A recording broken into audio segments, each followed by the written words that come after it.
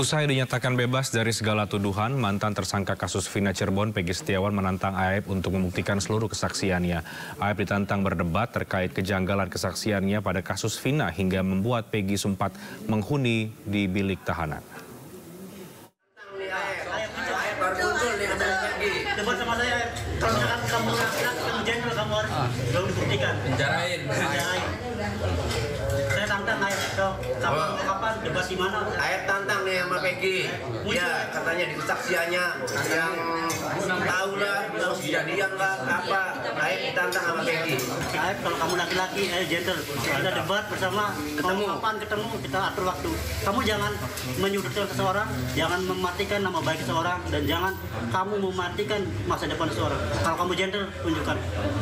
Aep, kami akan laporkan ke Mabes Polri terkait keterangan palsu ini, karena faktanya sudah penetapan tersangkanya sudah dinyatakan batal, sehingga keterangan-keterangan yang tertuang ya itu laporan palsu ya, terutama yang melaporkan ini awalnya ya, kalau memang melaporkan adanya Peggy, yang dimaksud adalah Peggy ini ya, begitu. Ya, pemirsa, setelah Peggy Setiawan bebas dari sangkaan, kini giliran Aep yang menjadi sorotan. Aep yang disebut sebagai saksi kunci kasus pembunuhan Vina dan juga Eki diduga telah memberikan kesaksian yang jauh dari kebenaran. Kesaksian Aep bahkan membuat Peggy harus mendekap di dalam tahanan. Lantas, tindakan apa yang harus dilakukan oleh pihak kepolisian? Kita akan membahasnya lebih dalam bersama dengan sejumlah narasumber yang bergabung lewat sambungan Zoom. Ada narasumber yang bergabung di sini, ada kuasa hukum Peggy Setiawan, Tony RM, Ketua DPP Partai Perindo Bidang Hukum dan HAM, Tama Langkun, serta pakar hukum pidana Pak Heri Firmansyah. Selamat malam Bapak-Bapak, apa kabar? Selamat malam, Renhat dan abang-abang sekalian. Ya, kita masih membahas ya pasca kemudian Peggy dinyatakan bebas dari segala tuduhan setelah pra-peradilannya kemudian dikabulkan oleh hakim. Saya ke kuasa hukum dari Peggy Setiawan terlebih dahulu, Mas Tony RM. Jadi seperti apa langkah yang akan diambil oleh Peggy dan juga kuasa hukum setelah pra-peradilan dinyatakan dikabulkan? Benarkah akan melaporkan saksi yang bernama Aep ya ke Barreskrim atau seperti apa langkah ke depan? Ya, baik, terima kasih. Pertama, kami ini keluarga Peggy ya, Peggy Setiawan dan keluarganya sedang menikmati kebebasan ya, di mana sebelumnya mereka selalu menangis, keluarganya Peggy juga selalu bersedih di ruang tahanan. Kali ini setelah bebas, jadi masih menikmati kebebasan ya, berkumpul bersama keluarga. Itu dulu ya pertama. Nah, terkait Aep yang memang pernah memberikan kesaksian dan itu tertuang dalam berita acara pemeriksaan dan BAP-nya juga dibacakan oleh penyidik pada saat menjawab permohonan kami ya, menjawab permohonan pra-peradilan. Memang di situ dikatakan ya, pada intinya Aep itu mengaku ya, memberikan keterangan bahwa melihat Peggy Setiawan itu berada di lokasi kejadian dengan menggunakan sepeda motor Suzuki Smash berwarna pink. Padahal kenyataannya sepeda motor itu ya sudah lama rusak. Ya, jadi tahun 2016 awal sepeda motor itu sudah berganti warnanya biru kuning, bukan pink lagi. Sementara kejadian kan bulan Agustus 2016. Jadi memang sangat-sangat bohong. Nah, karena keterangan Aep ini dijadikan alat bukti ya, sebagai oleh penyidik ya untuk melakukan atau menetapkan tersangka klien kami ya, dan sekarang sudah dibatalkan atau tidak sah penetapan tersangkanya ya. Sebenarnya ada yang mau langkah hukum yang mau kami tempuh, yaitu untuk melaporkan saudara Aep. Nah, tapi hal ini masih kami diskusikan dengan Peggy karena tadi Peggy ini seperti trauma ya, diperiksa-periksa penyidik gitu kan. Jadi berhadapan dengan polisi seperti trauma. Oleh karenanya kami masih mempertimbangkan psikologis Peggy untuk melaporkan Aep. Karena meskipun sebagai pelapor atau korban dalam hal ini, tapi yang namanya melaporkan pasti diperiksa kan sebagai pelapor. Nah, ini yang masih kami melihat psikologis Peggy ya. Jadi masih kami pertimbangkan, masih kami tunda itu. Baik. Mbak Tony, selain pertimbangan secara psikologis dari Peggy Setiawan ya, adakah pertimbangan lain yang akhirnya mengarah bahwa mungkin nanti ya akan ada laporan balik terhadap AF ini? Apa yang menjadi pertimbangan utama kalau memang nanti akan ada laporan?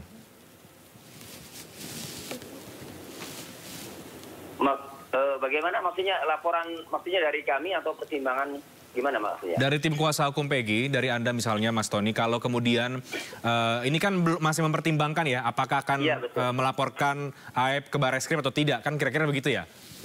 Iya betul. Ya, ada pertimbangan psikologis dari Peggy yang mungkin trauma karena melalui proses pemeriksaan dan lain-lain. Tapi kalau nanti akan diambil langkah untuk melaporkan AF ini, apa yang menjadi pertimbangan utama? Iya, yang menjadi pertimbangan utama adalah karena ada dua pemikiran ya, pemikiran di kami penasihat hukum. Pemikiran pertama, memang ada amar ya, putusan pra peradilan kemarin nomor 5, di situ tidak sah ya segala bentuk keputusan yang lebih lanjut atau penetapan tersangka lebih lanjut terhadap Peggy terkait kasus ini. Kami memahami itu seperti terkunci bahwa penyidik tidak akan lagi menggunakan kesaksian AF untuk menetapkan tersangka klien kami. Tetapi di pemikiran lain ya, bahwa kalau penyidik juga masih melakukan penyidikan dengan menggunakan keterangan saksi AF, maka kami harus membuktikan sebaliknya bahwa AF itu pembohong, bahwa AF itu adalah tidak benar keterangannya. Itu yang menjadi pertimbangan kami bila mana ya AF ini nanti akan kami laporkan gitu. Oke, jadi ini juga mengantisipasi seperti apa kemudian nanti proses hukum ke depannya lagi yang mungkin saja ya, begitu ya kira-kira ya Mas Tony ya, ada kemungkinan nanti digunakan kesaksian dari AF itu. Saya ke Bang Heri dulu. Bang Heri, ini kita tahu bahwa Peggy sekarang masih menikmati kebebasan ya, mungkin wajar karena kemarin kemudian setelah ditahan melalui proses yang cukup panjang. Tapi dengan perkembangan yang ada, menurut Anda apa langkah yang sebaiknya kemudian diambil oleh Peggy Setiawan, Bang Heri? Ya, sebelumnya saya ucapkan selamat malam dulu. Ini ada senior saya nih, Mas Tama, ada Mas Tony juga ya, salam sehat semua. Langkah yang terbaik menurut saya sejauh ini ya sebenarnya tidak usah terburu-buru ya untuk membuat satu tindakan, karena bagaimanapun kalau kita tadi berdebat masalah Peggy Setiawan kan masih baru bicara pada tataran formal yuridis ya, karena bicara tentang proseduralnya saja. Nah, apa kemudian yang akan terjadi ketika penyidik misalnya melakukan penyidikan ulang terhadap perkara ini dan menemukan bukti yang lain? Menurut saya itu yang harusnya malah diperhitungkan dibandingkan dengan melakukan setup misalnya mengejar saksi-saksi yang dikatakan kemarin memberikan keterangan yang tidak menguntungkan bagi posisi Peggy Setiawan. Dalam ranah hukum acara, itu haknya bukan hanya Peggy Setiawan, siapapun yang merasa hak hukumnya dilanggar itu berhak aja melaporkan. Tapi dalam situasi sekarang ini, saya rasa itu pun harus dilihat lagi ya secara lebih jauh, secara komprehensif, dipetakan dulu. Apakah memang hanya menyandarkan pada keterangan AF semata, tindakan atau penegakan hukum dilakukan oleh pihak kepolisian. Nah, kalaulah tidak hanya berdiri sendiri, ya ibaratnya masih diperlukan juga alat bukti yang lain, maka sebenarnya sesungguhnya keterangannya AF ini hanya pintu masuk awal saja, bukan kemudian segalanya itu ada di AF. Seakan-akan menurut saya penyidikan polisi itu menjadi tidak berarti hanya menyandarkan pada satu keterangan. Apalagi ini sudah diuji di tataran pra-peradilan. Bahkan di pra-peradilan pun juga kan tidak ada persoalan untuk menghadirkan AF tadi kan. Maka ini menurut saya esensialnya kita pisahkan dulu dari ranah pra-peradilannya karena memang belum masuk kepada pokok perkara. Karena kalau tadi memang sekali lagi keterangan AF itu dibutuhkan, dia pasti akan dihadirkan dengan cara apapun. Minimal dipanggil dahulu secara layak dan patut selama misal 2 kali maksimal. Kan begitu. Kalau orang diminta untuk hadir ke pengadilan sebagai saksi, dia merupakan kewajiban hukum Mas Reinhardt. Bukan lagi hukum, dia nggak punya pilihan, dia harus datang. Karena kalau tidak datang, dia bisa dipanggil secara paksa. Gitu ya. Soalan yang menurut saya berbeda dalam konteks tadi. Maka tentunya hemat saya fokus pada urusan Peggy yang belum menurut saya ya, belum aman 100%, belum selesai karena kita belum tahu juga pernyataan terakhir dari pihak kepolisian selaku penyidik ini apa? Karena masih domainnya masih domain di penyidikan. Perkara ini belum tentu pokok perkara. Saya rasa itu yang paling bijak, Mas Reinhardt. Gitu. Oke, jadi menurut Anda tidak lebih baik tidak kemudian melaporkan balik ya, Bang Heri ya? Iya, kalau kita pastinya semua pasti strategi ya. Pasti gini saja, bahwa suatu tindakan itu pasti ada diukur positif negatifnya. Kalau kita pakai teori namanya teori kalkulasi lah. Mana yang menguntungkan pasti kita ambil, mana yang mudarat lebih banyak pasti kita tinggalkan. Nah, saya rasa itu lebih banyak mudaratnya karena baru saja selesai begitu kan, seakan-akan kemudian malah mau masuk ke ranah tadi. Apalagi kalau seandainya perbincangan ini di luar dari hukum. Misalnya kayak tadi itu ada upaya untuk mengajak diskusi terbuka. Secara nilai pembuktian itu nol menurut saya, nggak ada sama sekali. Mohon maaf dengan segala rasa hormat. Dan menurut saya malah bisa jadi bias nantinya. Jangan-jangan yang disampaikan nanti tidak berbanding lurus ketika nanti masuk ke materi pokok perkara. Dan ini menurut saya lebih menjauhkan dari titik persoalan yang awalnya ya sebenarnya sudah ada titik temu nih antara Peggy Setiawan dalam kasusnya dengan katakanlah alat bukti yang sudah dipersiapkan kemarin oleh tim Polda Jabar. Nah, menurut saya ini agak mengacaukan saja nanti Mas Reinhardt dan tapi itu sekali lagi pilihan hukum yang boleh dipaksakan, ya, dipersilahkan kepada setiap warga negara, apalagi dia sudah punya kuasa hukum kan, maka dia bisa kemudian konsultasikan yang baiknya bagaimana dengan kuasa hukum gitu. Oke, menarik ya. Saya ke Mas Tama. Mas Tama, kalau dari kacamatanya Mas Tama, catatannya seperti apa setelah kemudian pra-peradilan selesai, pra-peradilan dikabulkan, Peggy sudah bebas, tapi kemudian mungkin masih akan ada babak berikutnya dan proses penyidikan kasus kematian Vina ini kan juga masih terus dilakukan oleh pihak kepolisian. Seperti apa, Mas Tama? Ya, kalau saya yang paling pertama tentu saja semua pihak harus menghargai putusan pra-peradilan yang kemudian sudah diputuskan. Jadi memang kita harus ikuti hal tersebut menjadi petunjuk begitu bagi upaya-upaya penyidikan selanjutnya. Sehingga kemudian seperti harapan juga banyak pihak, proses penyidikan terhadap Peggy atau penetapan tersangka, penahanannya itu kemudian memang dibatalkan oleh putusan pra-peradilan. Nah kemudian dalam putusan pra-peradilan ini kan kemudian juga tidak berjalan sendiri, tetapi juga ada fungsi-fungsi pengawasan yang kemudian memang dilakukan juga oleh Komisi Yudisial. Jadi kita sama-sama harus menghargai putusan ini. Itu yang paling pertama. Yang kedua tentu saja kita juga harus fokus pada upaya-upaya untuk pemulihan bagi korban atau saksi Peggy. Tadi kemudian juga ada keterangan dari kuasa hukum, ada masalah psikologis dan lain sebagainya. Nah tentu saja pada tahapan itu perlu juga ada upaya-upaya untuk membantu pemulihan psikologis, sehingga kemudian kalau nanti ada upaya-upaya panggilan dari kepolisian atau ada upaya-upaya lainnya, tentu saja Peggy bisa lebih siap lagi, bisa lebih lebih hati-hati lagi ke depan, gitu ya. Makanya kemudian ini menurut saya menjadi hal yang harus jadi fokus. Kita hargai keputusannya dan kemudian juga kita harus fokus juga pada upaya pemulihan hak dari Peggy. Nah yang selanjutnya tentu saja perkara ini kan belum selesai karena kita baru bicara soal formalnya saja. Nah kita belum melihat soal material proses hukumnya. Nah ini yang kemudian kita juga harus sama-sama dukung rekan-rekan kepolisian penyidik untuk kembali ke relnya. Jadi apa-apa yang kemudian dianggap salah, dianggap keliru itu tidak diulangi dan kemudian fokus lagi untuk mengungkap perkara yang memang sampai dengan saat ini belum selesai. Demikian Reinhardt. Oke. Fokus pada kondisi Peggy itu juga menjadi penting ya, Mas Tama. Apa yang kemudian Mas Tama lihat soal kondisi Peggy yang juga penting untuk diperhatikan ya? Tadi juga disinggung juga oleh Bang Tony adalah soal bagaimana psikologis dan lain-lain. Ya tentu saja dalam hari ini kan artinya status dia tersangka itu sudah dibatalkan oleh putusan pra-peradilan. Dan kemudian status dia sebagai saksi, kemudian sebagai pihak yang kemudian ada dalam pusaran perkara ini, kan tentu saja juga dia punya hak sebagai warga negara.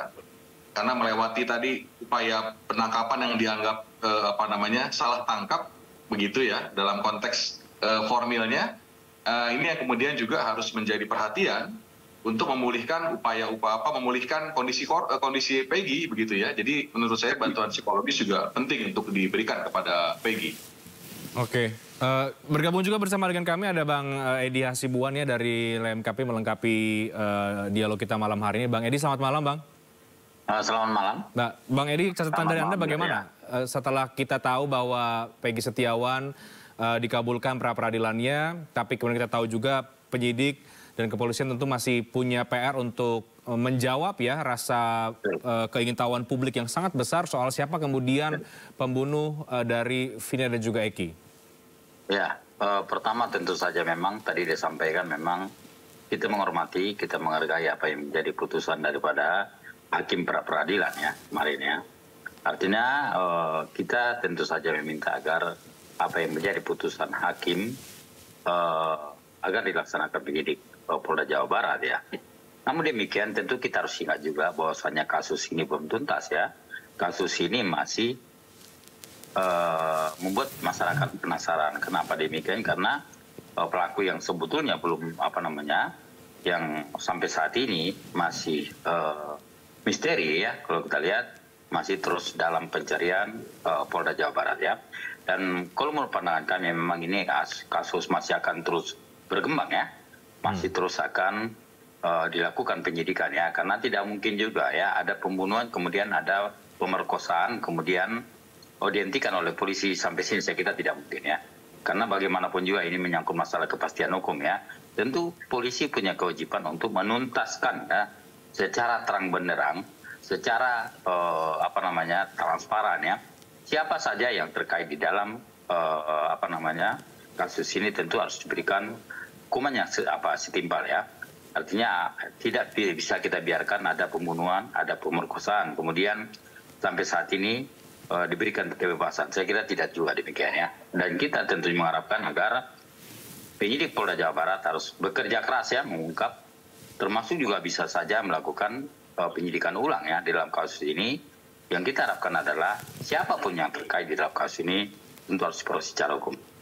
Oke, saya kembali ke Mas Tony ya, karena Mas Tony juga tidak bisa akan ada agenda berikutnya selain ini pertanyaan terakhir. Jadi kalau kemudian ada kekhawatiran bahwa ini bisa kemudian dibuka lagi dan bisa kembali lagi status tersangka terhadap klien Anda, bagaimana kalkulasi sebagai tim kuasa hukum terhadap kemungkinan-kemungkinan yang bisa terjadi ke depan itu tadi? Ya, terima kasih. Pertama saran-saran masukannya semua para senior pakar hukum pidana. Jadi memang kami memang lagi fokus bagaimana memulihkan psikologis Peggy Setiawan. Kemudian seandainya penyidik melakukan penyidikan ulang terhadap kasus ini, ya silakan itu kewenangan penyidik karena memang ada korban dan ada pelaku yang belum tuntas ya karena ada DPO itu. Namun tanpa kami melaporkan AEP pun sebenarnya kami yakin karena Peggy Setiawan ini ya memang bukanlah pelakunya. Nah memang itu masuk dalam pokok perkara. Tapi seandainya kami masuk ke pokok perkara, kami semakin yakin. Semakin enak itu justru akan terbongkar semuanya ya. Nah hanya saja kami ini kan menginginkan tangkaplah pelaku yang sebenarnya. Justru kami berharap ya Bapak Kapolda Jawa Barat Pak Irjen Ahmad Wiyagus ini kan sejak kasus ini mencuat kan kami belum pernah mendengar statementnya.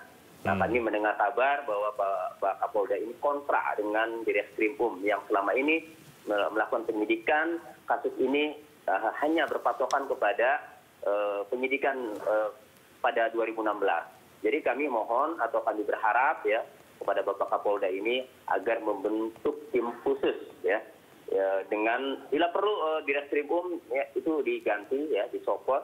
Bapak Kapolda ini kan mantan penyidik KPK ya, orang punya integritas. Jadi saya berharap Bapak Kapolda turun langsung menyidik dari nol, dari awal kan akan terungkap alat bukti yang saintifik karena masih ada 6 handphone yang belum dibuka yang tertuang dalam putusan pengadilan, masih ada CCTV yang belum dibuka. Itu dari keterangan saksi anak buahnya Pak Rudiana yaitu Dodi Irwanto dan Gugum Gumilar. Demikian. Oke, jadi sebaiknya kemudian kalaupun masuk ke pokok perkara, Anda juga semakin yakin agar kemudian terbongkar ya siapa sebetulnya pelaku dari pembunuhan Vina dan juga Eki. Mas Tony, terima kasih banyak. Ya, baik. Terima kasih banyak Mas Tony karena harus meninggalkan dialog duluan. Kita break terlebih dahulu, Bang Edi, Pak Heri dan juga Mas Tama. Kita break, kami akan segera kembali saat lagi usai jeda, tetap di Sido Prime.